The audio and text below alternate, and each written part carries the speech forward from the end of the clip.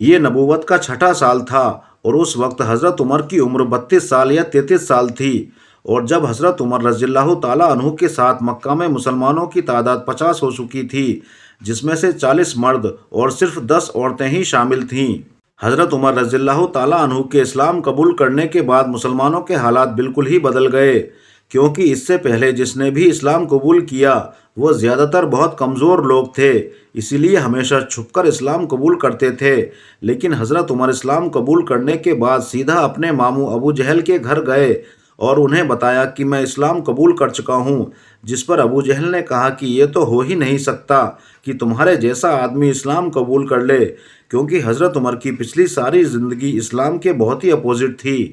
جس کے بعد حضرت عمر سیدھا جمیل بن معمور کے پاس گئے اور انہیں بھی اپنے مسلمان ہونے کے بارے میں بتایا، کیونکہ جمیل مکہ کا لاؤڈ اسپیکر تھا اور یہ ایسا آدمی تھا کہ جس کے پیٹ میں زیادہ دیر تک کوئی بات نہیں رہتی تھی۔ تو جب اسے اتنی بڑی نیوز کا پتہ چلا تو وہ سیدھا بھاگا اور مکہ کی گلیوں میں اعلان کرنے لگا کہ عمر نے ہمارے دین کو چھوڑ دیا ہے۔ حضرت عمر سے پہلے مسلمان مکہ میں چھپ چھپ کر نماز پڑھا کرتے تھے، لیکن حضرت عمر کے بعد اب سارے مسلمان سب کے سامنے کھل کر نماز پڑھنے لگے اور یہاں تک کہ کعبہ کے اندر جا کر بھی نماز ادا کرنے لگے۔ اس کے بعد حضرت عمر رضی اللہ تعالیٰ عنہ نے اپنی ساری زندگی آپ صلی اللہ علیہ وسلم اور اسلام کے لیے وقف کر دی اور کچھ عرصے بعد مسلمانوں کے ساتھ مکہ میں اپنے خاندان اور ساری طاقت کو چھوڑ کر مدینہ کی طرف ہجرت کر گئے۔ مدینہ آنے کے بعد آپ صلی اللہ علیہ وسلم نے مکہ کے مہاجرین کو، جن کے پاس نہ کوئی گھر نہ کوئی کاروبار اور کچھ بھی نہیں تھا، ان کو ایک ایک انصار کے گھر میں سیٹل کر دیا۔ حضرت عمر بھی ایک انصاری کے ساتھ ہی سیٹل ہو گئے اور ان دونوں نے اپنے ٹائم کو ایسے ڈیوائیڈ کیا کہ ایک دن وہ صحابی آپ صلی اللہ علیہ وسلم کی خدمت میں حاضر ہوئے اور حضرت عمر ان کا بزنس سنبھالتے، اور پھر دوسرے دن حضرت عمر آپ صلی اللہ علیہ وسلم کے پاس جاتے اور وہ صحابی آپ کا بزنس چلاتے تھے۔ ہجرت کے صرف 2 سال بعد جنگ بدر میں حضرت عمر حضرت حمزہ کے لیڈرشپ میں جنگ میں شامل ہوئے۔ جنگ جیتنے کے بعد حضرت عمر کی رائے یہ تھی کہ ہمیں قیدی نہیں رکھنے چاہیے، لیکن آپ صلی اللہ علیہ وسلم اور ابو بکر صدیق کی رائے اس کے اپوزٹ تھی، جس کے بعد قرآن کی ایک آیت نازل ہوئی جس میں صاف طور پر حضرت عمر کی رائے کو صحیح کیا گیا۔ اس ڈیسیژن اور باقی کچھ ڈیسیژن کی وجہ سے حضرت عمر کا نام الفاروق رکھا گیا، مطلب حق کو پہچاننے والا، سچ کا ساتھ دینے والا۔ بدر کے 1 سال کے بعد احد کی جنگ اور اس کے بعد خندق کی جنگ میں بھی آپ حضرت عمر مسلمانوں کی فوج میں رہے، اور اس کے بعد صلح حدیبیہ کے موقع پر آپ صلی اللہ علیہ وسلم نے حضرت عمر کو مکہ والوں سے ڈیل کرنے کو کہا، لیکن حضرت عمر نے یہ مشورہ دیا کہ آپ میرے بجائے حضرت عثمان کو ڈیل کرنے کے لیے بھیجیں، کیونکہ اب حضرت عمر رضی اللہ تعالیٰ عنہ کے ماموں ابو جہل مر چکے تھے اور ان کے بعد مکہ کا نیا پاورفل سردار ابو سفیان تھا جو حضرت عثمان کے قبیلے والا تھا، جس کے بعد مکہ والوں نے مسلمانوں کے سامنے ایک ایسی ڈیل رکھی جسے دیکھ کر لگ رہا تھا کہ مسلمان اسے سائن کر کے بہت ہی بڑی غلطی کر رہے ہیں، لیکن آپ صلی اللہ علیہ وسلم نے صحابہ کی رائے کو چھوڑ کر اس ڈیل پر مہر لگا دی، جس پر کچھ صحابہ بہت کنفیوز اور ناراض ہوئے، جس میں سے حضرت عمر رضی اللہ تعالیٰ عنہ بھی تھے۔ وہ سیدھا آپ صلی اللہ علیہ وسلم کے پاس گئے اور ان سے پوچھا، کیا آپ سچے نبی نہیں ہیں؟ تو آپ صلی اللہ علیہ وسلم نے کہا کہ بالکل۔ تو حضرت عمر نے کہا، کیا ہمارے دشمن کافر نہیں ہیں؟ تو آپ صلی اللہ علیہ وسلم نے کہا کہ بالکل، جس پر حضرت عمر نے کہا کہ تو پھر کیوں ہم ان کی ہر بات مان رہے ہیں، کیوں ہم ان کے سامنے کمزور بن رہے ہیں؟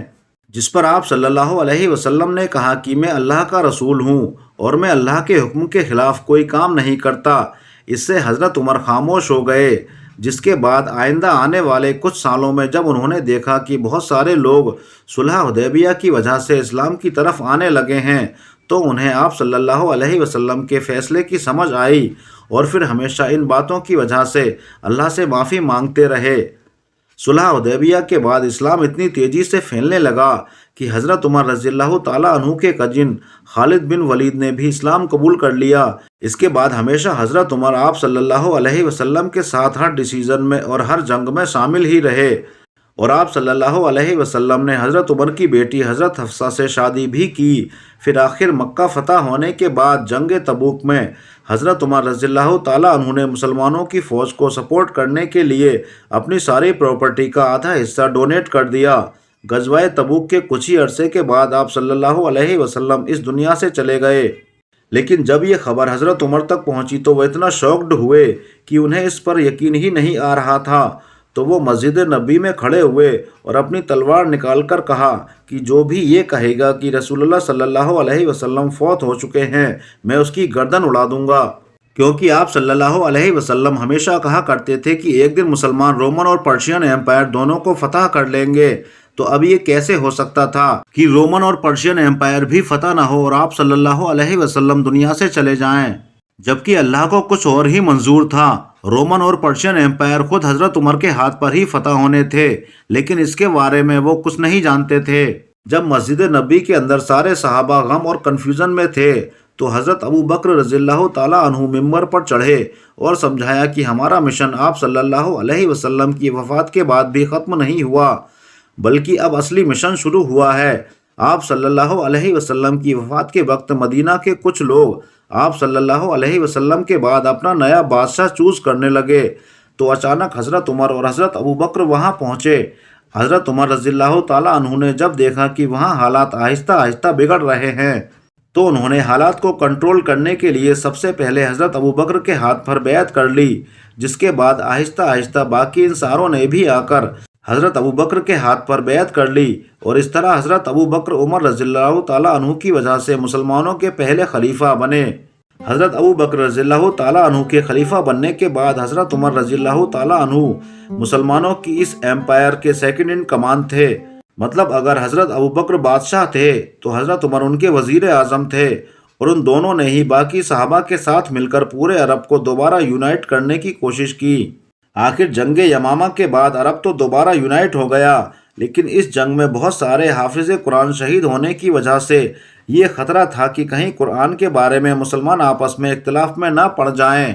इसलिए सबसे पहले हज़रत उमर के जहन में ये आइडिया आया कि हमें फ़ौरन कुरान को एक बुक की शक्ल में लिख लेना चाहिए। मतलब आज दुनिया के सारे कुरान जो बुक्स की तरह लिखे गए हैं, इन सब का थोड़ा सा क्रेडिट हज़रत उमर रज़ियल्लाहु ताला अन्हु को जाता है। अरब यूनाइट करने के बाद खलीफा अबू बकर रज़ियल्लाहु ताला अन्हु के हुक्म पर मुसलमानों ने सीधा पर्शियन एम्पायर पर हमला कर दिया और उनसे कुछ ही महीनों में ये सारा इलाका फतह कर लिया। और पर्शियन एम्पायर पर हमले के साथ साथ मुसलमानों ने एक ही टाइम में रोमन एम्पायर पर भी हमला कर दिया। लेकिन पर्शियन एम्पायर की तरह मुसलमानों को रोमन एम्पायर में इतनी कामयाबी नहीं मिल रही थी। खालिद बिन वलीद रोमन एम्पायर में नहीं बल्कि पर्शियन एम्पायर में थे। इसलिए हज़रत अबू बकर रज़ियल्लाहु ताला अन्हु ने खालिद बिन वलीद की तरफ एक लेटर भेजा कि वो सीधा अपनी आधी फ़ौज लेकर रोमन एम्पायर की तरफ जाएं। जैसे ही खालिद बिन वलीद वहां पहुंचे तो वो बहुत तेज़ी से रोमन एम्पायर के सारे इलाकों को फतह करने लगे और आखिर रोमन एम्पायर मेन सिटी दमिश्क यानी डेमेस्कस को हर तरफ से घेर लिया। अब मुसलमानों की इस एम्पायर को चलाने में हज़रत अबू बकर और हज़रत उमर की राय ज़्यादातर हमेशा सेम ही होती थी, सिवाय एक मसले के। और ये मसला आगे जाकर बहुत ही कंट्रोवर्शियल मसला बना, और वो मसला था कि ये खालिद बिन वलीद को कैसे हैंडल किया जाए। क्योंकि खालिद बिन वलीद अब तक सारे फैसले खुद ही किया करते थे और सब कुछ करने के बाद ही मदीना की तरफ लेटर भेजते थे। लेकिन हज़रत उमर को खालिद बिन वलीद की ये बात अच्छी नहीं लगती थी। इसलिए जब हज़रत उमर खलीफा बने, उन्होंने कुछ ही अरसे बाद मुसलमानों के सबसे बड़े जनरल को अपने ओहदे से हटा दिया, जिस पर खालिद बिन वलीद उनसे बहुत ज़्यादा नाराज़ हुए।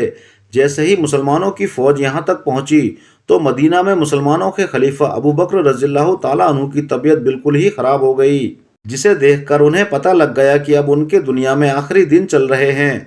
इसलिए उन्होंने सारे बड़े सहाबा को बुलाया और उन्हें कहा कि अब मैं और तुम्हारा खलीफा नहीं रहा, तुम आपस में मशवरा कर लो, जिसे भी चाहो अपना नया खलीफा सेलेक्ट कर लो। जिस पर सहाबा ने थोड़ा सोचा और वापस हज़रत अबू बकर से कहा कि ये काम हम आपके हवाले करते हैं कि आप जिसको भी सही समझें अपने बाद उसी को मुसलमानों का खलीफा बना दें।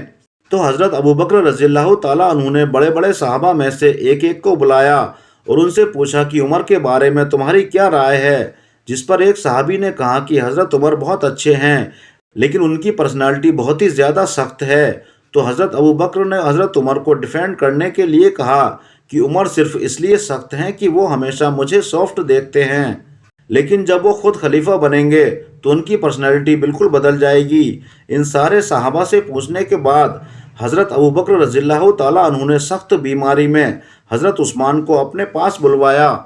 اور ان سے کہا کہ لکھو، میں خلیفہ ابوبکر اپنے بعد مسلمانوں کا نیا خلیفہ۔ یہ کہتے ہی اچانک ان کی طبیعت خراب ہو گئی اور وہ بے ہوش ہو گئے۔ تو حضرت عثمان رضی اللہ تعالیٰ عنہ نے اس سے آگے خود ہی لکھا، اس کے بعد میں خلیفہ عمر کو نامزد کرتا ہوں۔ تھوڑی دیر کے بعد جب انہیں ہوش آیا تو انہوں نے کہا کہ بالکل ٹھیک کیا، اور سارے بڑے صحابہ کو بلا کر کہا کہ کیا تم سب کو وہ قبول ہوگا جسے میں خلیفہ بناؤں گا؟